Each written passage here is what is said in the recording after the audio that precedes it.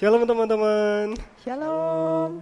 balik lagi di Story Simple Truth of Youth. Kali ini kita ada 4 orang. Wah, kira-kira kalau ada 4 orang ini Rame. kita mau bahas apa ya teman-teman? Benar sekali, kita akan membahas tentang keluarga. Waduh, kenapa kok 4 orang? Ya, nggak apa-apa sih. Langsung aja. Biar gendong. Kok gitu? Nah, kalau teman-teman yang belum tahu, hari ini kita akan ngobrol dengan Om Agus dan Tante Desi. Apa hubungannya keluarga dengan beliau-beliau berdua ini? Ya itu karena Om Agus dan Tante Desi ini merupakan orang tua. Nah jadi lebih enak kalau kita bahas keluarga. Oh, kan, ya. bersama Jadi dengan maksudnya orang kita udah tua. Gitulah. Nah, yang pertama nih Om sama Tante. Gimana cara kita membangun hubungan yang baik sama orang tua? Wah. Iya, Pi. Pertanyaannya apa? Gimana cara Kita membangun kita membangun hubungan yang baik dengan Orang orang tua. tua. Berarti Dengan posisi kita orang. sebagai anak ya. Iya, posisi sebagai anak. Kalau dari pertanyaan beliau-beliau sebagai yang muda, dia bertanya cara membangun, kan sepertinya membuat sebuah kerangka ya, bangunan untuk sesuatu yang dicapai atau diraih. Nah, dari pertanyaan dikatakan apa? Gimana cara membangun hubungan yang baik ke orang tua? Kalau dikatakan yang baik itu tentunya butuh namanya, kalau kita merangkai sesuatu itu ada fase-fase, kan begitu. Ada formula-formula dikatakan yang baik ya. Itu perlu juga dilandasi dengan sebuah atau sesuatu juga yang baik, kan begitu. Nggak bertentangan ya. Membangun itu memang tidak mudah ya. Dikatakan perlu proses ya. Dibutuhkan pengertian ya. Orang tua kepada anak baik dan anak kepada juga orang tua. Nggak bisa cuma satu Nggak pihak. bisa, harus dipahami, saling mengerti ya. Dikatakan hubungan yang baik itu juga dilandasi juga pengerti dan saling mengerti. Demikian juga kan sama kan suami dan istri kan begitu, harus juga dilandasi dengan sesuatu yang baik pula, saling mengerti. Cuman masalahnya kadang kayak gini nih. Anak kepingin deket sama orang tua, kepingin membangun, tapi orang tuanya Tidak paham. enggak, iya gitu ya, enggak membuka tidak membuka kesempatan. Jadi anak ini kan ada anak mau terbuka aja takut gitu Iya, ya. Belum dia ngomong udah takut, waduh nanti pasti orang tua marah nih soal kayak gini gitu kan. Bahkan ada dulu teman saya pun pernah masalah SPP. SPP itu kan sebetulnya memang bagian orang tua ya. Tapi dia minta SPP pun takut. Kenapa? Karena menurut teman saya, orang tuanya itu setiap diajak omong yang berhubungan dengan duit, itu pasti marah gitu loh. Jadi Sensitif. iya betul. Nah itu Karena gimana itu ya? waktu itu belum pegang uang kan. Iya benar. Kalau pegang uang ya santai saja. Itu gimana tuh kalau misalnya ada anak yang mau terbuka ke orang tua tapi orang tuanya nutup gitu, terus kita sebagai anak gimana ya? Ya itu Tante, Kok gimana? malah saya yang tanya. Ya Gimana ya? namanya kan orang tua itu biasanya kan menangnya itu lebih dulu ya. Aku keluar lebih dulu, aku pengalaman lebih dulu kan Menang begitu. sih, ya. Biasanya seperti Iya. itu.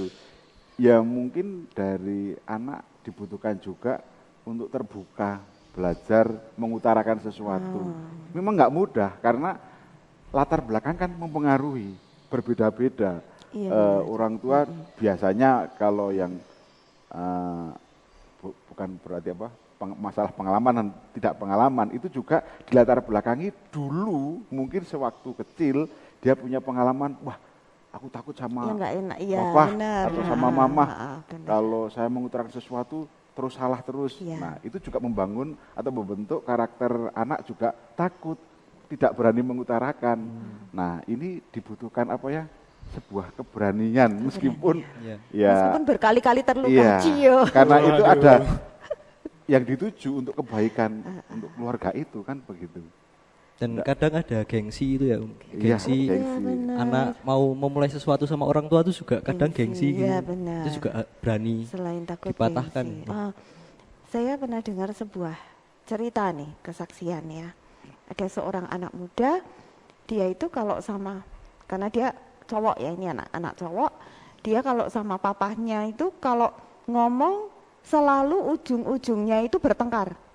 Jadi pembicaraan, hampir semua pembicaraan, entah itu masalah sekolah, entah masalah opini, entah masalah teman, masalah gereja, pokoknya hampir semuanya ujung-ujungnya itu bertengkar. Karena rupanya baik dia maupun papanya itu sama-sama idealis. Nah, jadi sebetulnya malah satu tipe, tapi malah nggak bisa itu ya. Kalau omong malah terus apa sih nggak gaduk terus ya. Bodoh atos gitu ya. Ya bodoh atau sih bener ya. Terus sampai suatu hari ketika apa namanya anak ini dia baca firman gitu, terus Roh Kudus itu mengingatkan, ayo kasihi papamu, gitu kan. Nah, terus dia sendiri mikir, loh saya ini kan anak, begitu ya. Kok mau mengasihi bagaimana? Dan itu prosesnya juga nggak sekali, nggak dalam satu hari, tapi terus dalam beberapa waktu. Kemudian ketika suatu hari dia ada di rumah, dia lihat papanya pulang, gitu kan. Dan ketika papa pulang, terus dia ini tergerak, biasanya kalau papaku pulang, mamah itu buatin minum. Jadi terus seperti ada dorongan Roh Kudus itu kan, ayo dong kamu buatin minum. Jadi niat baiknya itu timbul. Kasih itu sederhana, satu tindakan sederhana, tapi kalau didasari kasih itu asik. Ya. Jadi ketika itu terus dia dia tawarin papahnya waktu dia datang ke papinya, terus dia tanya, "Pah," gitu. Papanya belum juga udah ngobrol gitu kan. Karena biasanya kan berantem. Tapi ternyata dia ngomong gini, "Papa mau tak buatin minum? Teh apa kopi?" gitu kan. Terus cerita si anak muda ini, papanya tuh sampai kaget. Hah? gitu ya. Karena anak ini biasanya jarang kayak gitu. Tapi ternyata satu tindakan kasih yang dia kerjakan itu ya memang reaksinya orang tua nggak langsung wah mengharu biru, nggak sih, ya biasa aja. Tapi dalam diri anak tersebut ada damai dan dia tahu satu tindakan kecil yang dia lakukan itu pasti akan berdampak. Apalagi dengan tindakan kecil, tapi semuanya tentang kasih. Itu bisa kan bangun hubungan yang baik dengan orang tua, salah satunya gitu ya. Bisa. Jadi walaupun Mungkin, kembali siap terluka juga gitu loh anak biasanya. Orang tua juga harus ngerti ya, kan Nah, benar. sebagai orang tua, Sebagai orang tua. yang dikatakan lembaga ya, keluarga itu kan lembaga yang terkecil dalam sebuah kumpulan gitu, harus mengerti tanggung jawab sebagai orang tua. Ini mungkin nggak mudah ngomong tanggung jawab itu nggak mudah, karena memang Tuhan percayakan untuk sebuah satu ikatan ya, mungkin suami istri, orang tua dengan anak, itu mungkin kalau masih dalam keluarga itu ada mertua dan menantu gitu ya. Berarti tanggung jawab orang Wah, tua itu bukan cuma masalah duit nih. Tidak, harus bertanggung jawab masalah Ya itu juga benar. pengenalan juga kepada Tuhan. Komunikasi. Komunikasi Memang juga. komunikasi. Ya. Soalnya kasihan kalau anaknya rindu tapi orang tuanya Enggak peduli gitu ya. Iya. Atau mungkin kebalikannya malahan kayak orang tuanya yang ya rindu, ada. tapi anaknya yang apa sih papa mama kok malah deket-deket gitu. Lebay. Iya. Ya memang komunikasi itu penting, penting komunikasi. Berarti harus dua pihak ya. Ya Cuman, dari mungkin pengalaman kita kan berkeluarga, ya mungkin boleh dikatakan dari latar belakang yang cuek ya tuh. Tapi ketika kita bisa membangun, ya bukan berarti ya kepinginnya kan seperti wah yang baik-baik. Idealis. Ideal jadi keluarga yang Idealis. boleh dikatakan harmonis, tetapi itu perlu proses, nggak bisa langsung instan. Meskipun maaf bicara, kita percaya kepada Tuhan, kita percaya kepada Tuhan, tentu menyatukan. Nah, dua buah karakter itu berbeda. Nah, ini perlu waktu, perlu proses. Ya, pengertian itu tadi dikatakan saling mengerti. Gitu. Mengerti bukan berarti apa ya? Kalah terus gitu. Enggak. Iya. Tapi perlu menunjukkan sesuatu yang ini loh. Tapi kan kita juga mengerti Tuhan maunya apa gitu loh. Nah, kita mengutarakannya kan menurut konteks masing-masing. Itu kan berbeda-beda. Dan secara sederhananya berarti mulai dari kita dulu gitu Iya, aja deh ya. dari Iya. kita. Oh ya. Dan Soalnya tentunya dengan pertolongan Roh Kudus juga. ya benar. Iya, itu penting. Oke. Oke, terus kalau ini nih, hubungan dalam keluarga itu berpengaruh nggak sih buat hubungan kita ke Tuhan sama ke sesama yang lain? Kayak kalau hubungan kita sama keluarga tidak terlalu baik, apakah berpotensi juga hubungan kita ke Tuhan sama ke orang lain itu juga jadi nggak baik gitu? Iya banget ya. Banget Iya banget gitu ya. Iya banget. Iya banget.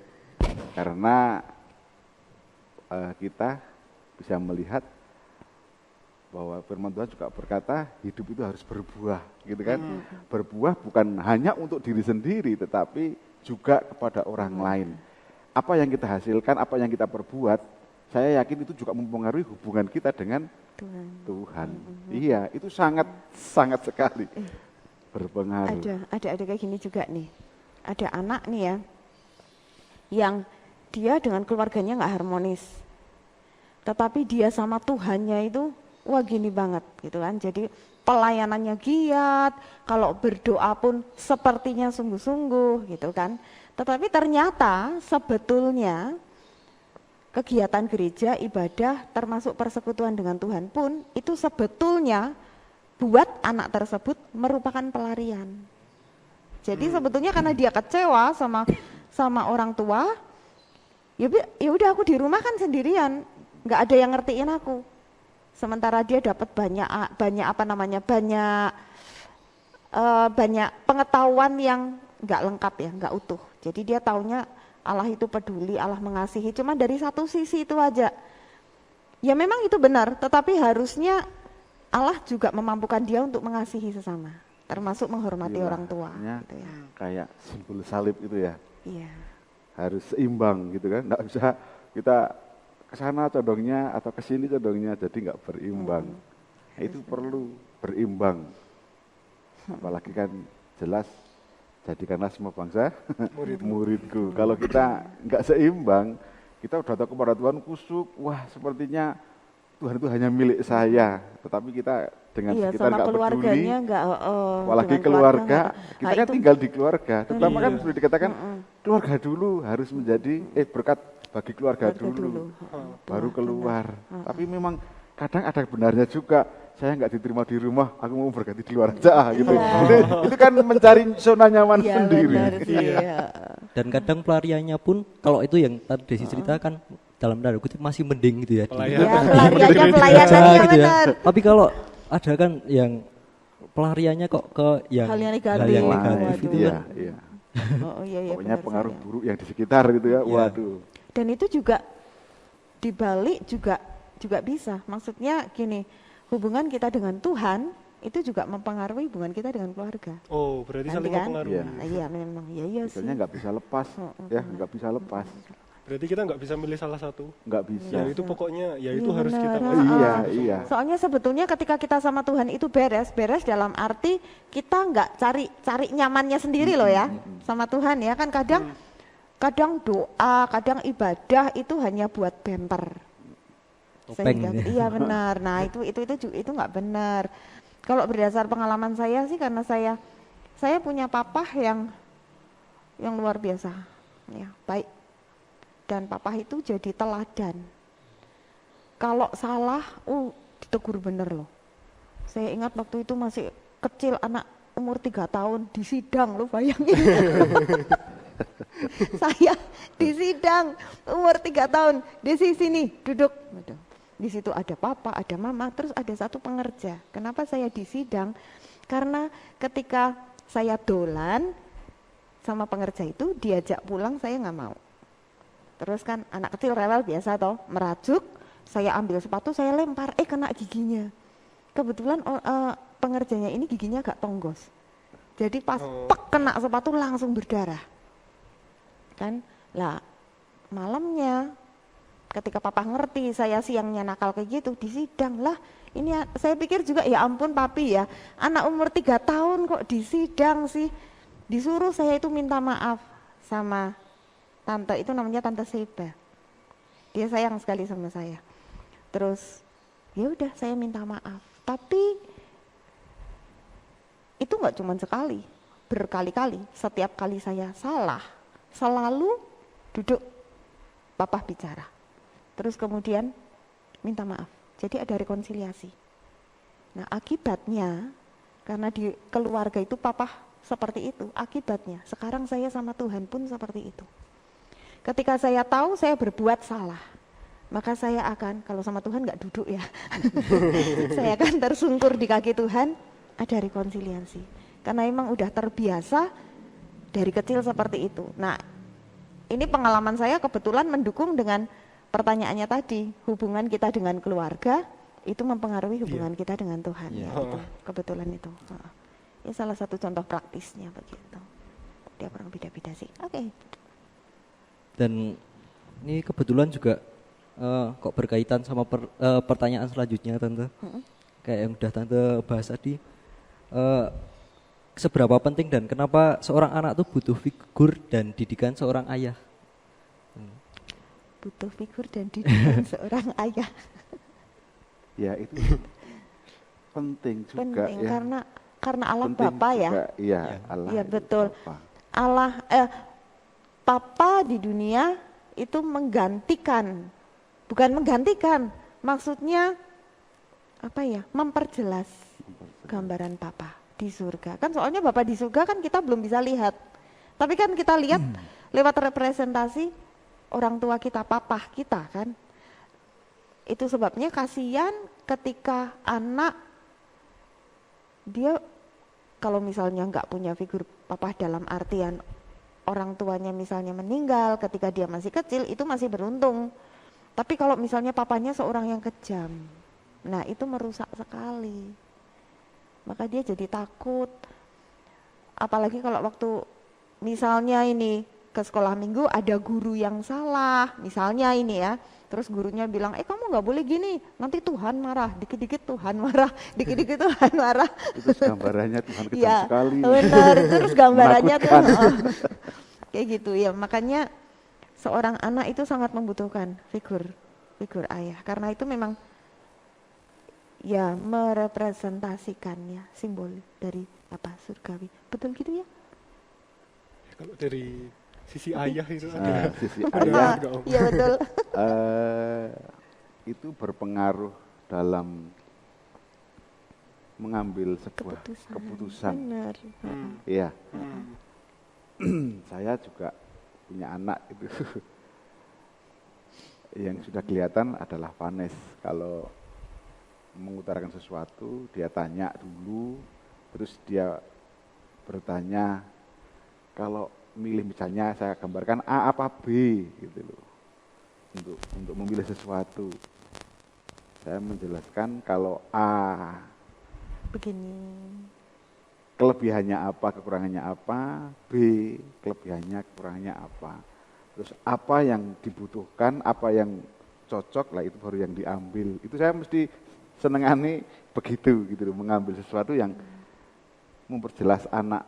Nah, sehingga anak dapat satu poin ya, gambaran, oh ternyata ketika orang tua saya mengambil keputusan seperti ini, dia juga terpengaruh ngambilnya. Terus kalau dia memang nggak ada saya, papa itu begini loh, orang tua saya begini kalau ngambil keputusan loh. Oh ya, nah itu kan mempengaruhi sekali. Iya. Oh juga kayak misalnya nih Kalau misalnya ini masalah sederhana aja, misalnya kejujuran gitu kan ya. Terus kebetulan ini misalnya ada anak, terus dia nemu uang di jalan atau bukan di jalan sih, kalau di jalan mah agak sulit ya. Misalnya di ruang kelasnya dia, ini ada uang. Dia sadar nggak sadar, dia pasti akan pemikirannya itu gimana papahku ketika dia dalam kasus seperti itu gitu loh. Kalau misalnya dia melihat teladan ayah ketika di kasir itu, ini kembaliannya kelebihan nih, diam aja udah nggak apa-apa. Nah, itu nanti berlanjut ke generasi selanjutnya. Iya, ke generasi selanjutnya. Tapi harus belajar ini kelebihan atau ini boleh bertanya ini uangnya siapa. Kalau bukan milik kita ya jangan. Ada banyak nilai-nilai yang diturunkan dari seorang ayah untuk anak. Figur itu penting sekali. Itu kalau ayah ya. Kalau ibu? Kalau ibu berarti saya ya. Ya dari sisi ayah yang mulia juga gak apa sih. Kalau saya cenderungnya ibu ya. Ibu itu beda. Kalau tadi Bapak kan untuk masalah pengambilan keputusan. Ibu itu lebih kepada daya tahan dalam kesulitan. Sebab perempuan itu lebih punya daya tahan menghadapi berbagai masalah, menumpuk dalam waktu yang sama. Menumpuk bareng, itu perempuan lebih bisa menghadapinya. Dan perempuan biasanya cenderungnya sih ngatur nih kan. Jadi kalau anak kami datang ke papa, dia bingung mau memilih nih, misalnya mau pilih sekolah, mau pilih apa kek, pokoknya A atau B, maka papanya akan memberi wawasan. Ini A begini, B begini, pilih situ. Itu papa. Tapi kalau mama, A aja, pilih A. Itu mama. Gitu deh. Tetapi mama biasanya lebih ke, tapi ini pada umumnya ya, lebih kepada daya tahan, mencetak daya tahan. Jadi anak itu tidak mudah patah semangat. Ketika pulang ke rumah, habis berantem di sekolah, pulang ke rumah, dia bisa lebih menemukan kedamaian. Itu tugas mama. Termasuk kalau habis dimarahi papa, kalau saya larinya